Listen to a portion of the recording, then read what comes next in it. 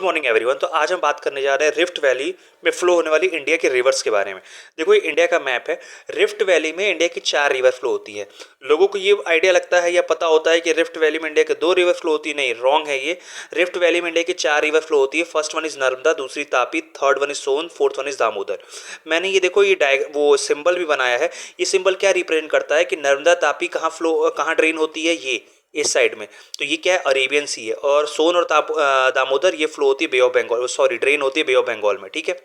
अच्छा, अब मैंने ये बनाया है, इसका क्या मतलब है, इसको कहते हैं अमरकंटक प्लेट्यू।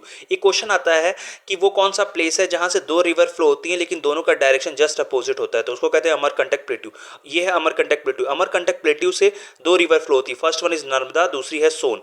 दोनों, नर्मदा ड्रेन होती है इधर आके अरेबियन सी में और सोन उधर चली जाती है बे ऑफ बंगाल में। ठीक है।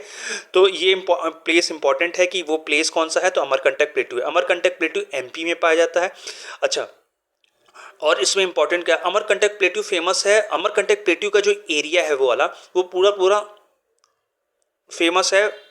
हाँ, अब मैंने ये जो चीज़ बनाई है वो उसी लिए बनाई है कि अमरकंटक प्लेट्यू से एक इधर नर्मदा और दूसरी सोन। ठीक है।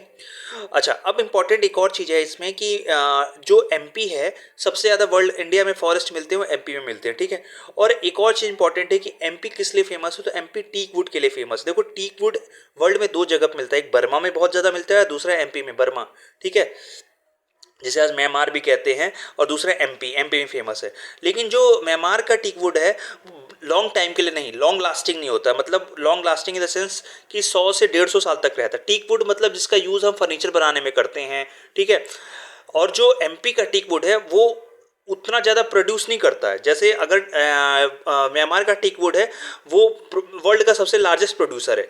एमपी का सबसे लार्जेस्ट प्रोड्यूसर नहीं है, लेकिन क्या है कि वो उसका टाइम पीरियड बहुत लॉन्ग लास्टिंग होता है, 300-350 साल से 400 साल तक रहता है। ठीक है। तो ये फेमस है कहाँ के लिए, एमपी के लिए। ठीक है, एमपी के टीक वुड के लिए। और म्यांमार के टीक वुड के लिए प्रोड्यूसर होने के बावजूद भी जॉब बहुत लंबा टाइम पीरियड नहीं रहता है। ठीक है। तो ये कुछ इंपॉर्टेंट चीज़ें रही हैं। अच्छा, अमरकंटक प्लेट्यू एक और चीज़ के लिए फेमस है, Achanakmar Amarkantak biosphere reserve. Achanakmar Amarkantak biosphere reserve किस लिए फेमस है, टाइगर्स के लिए। ठीक है।